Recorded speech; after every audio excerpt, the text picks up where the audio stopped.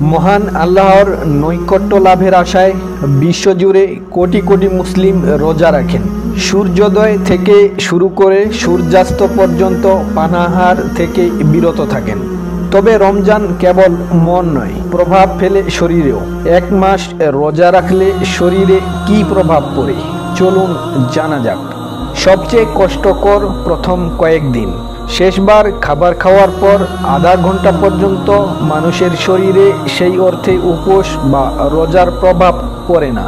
আমরা যে খাবার খাই পাকস্থলীতে তা পুরোপুরি হজম হতে এবং এর পুষ্টি শোষণ করতে অন্তত 8 ঘন্টা সময় নেয় শরীর। যখন এই খাদ্য পুরোপুরি হজম হয়ে যায় তখন আমাদের শরীর যকৃৎ ও মাংসপেশিতে সঞ্চিত যে গ্লুকোজ থাকে সেটা থেকে শক্তি নেয়ার চেষ্টা করি। শরীর যখন এই চর্বি খরচ করতে শুরু করে তা আমাদের ওজন কমাতে সাহায্য করে। এটি কোলেস্টেরলের মাত্রা কমায় এবং ডায়াবেটিসের ঝুঁকি কমায়। তবে রক্তে সুগার বা শর্করার মাত্রা কমে যাওয়ায় কিছুটা দুর্বল এবং ঝিমুনির ভাব আসতে পারে। এছাড়া কারো কারো ক্ষেত্রে মাথা ব্যথা, মাথা ঘোরা, বমি বমি ভাব বা নিঃশ্বাসে দুর্গন্ধ হতে পারে।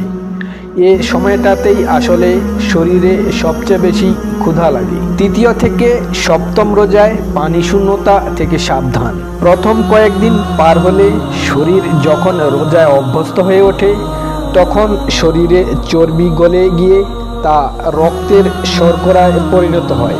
কিন্তু রোজার সময় দিনের বেলায় যেহেতু কিছুই খেতে বা পান করতে পারছেন না, তাই রোজা ভাঙ্গার পর অবশ্যই আপনাকে সেই ঘাটতি পূরণের জন্য প্রচুর পানি পান করতে হবে, নয়তো মারাত্মক পানি শূন্যতায় আক্রান্ত হতে পারেন, বিশেষ করে গরমের দিনে যদি শরীরে ঘাম হয়।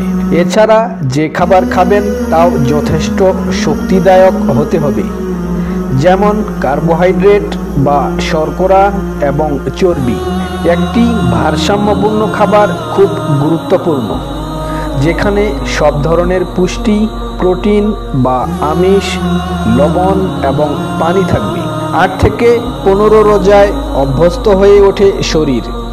এই পর্যায়ে এসে শরীর মন ভালো লাগে, কারণ রোজার সঙ্গে শরীর এতদিনে মানিয়ে নিতে শুরু করে।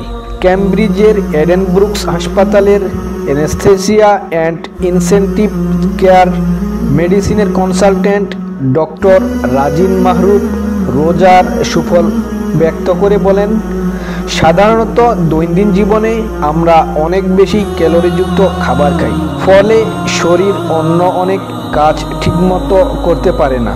কিন্তু রোজার সময় যেহেতু উপোস থাকা হয়, শরীর অন্যান্য কাজের দিকে মনোযোগ দিতে পারে। কাজেই রোজা কিন্তু শরীরের জন্য বেশ উপকারী। এটি শরীরের ক্ষত সারিয়ে তোলা বা সংক্রমণ রোধে সাহায্য করতে পারে।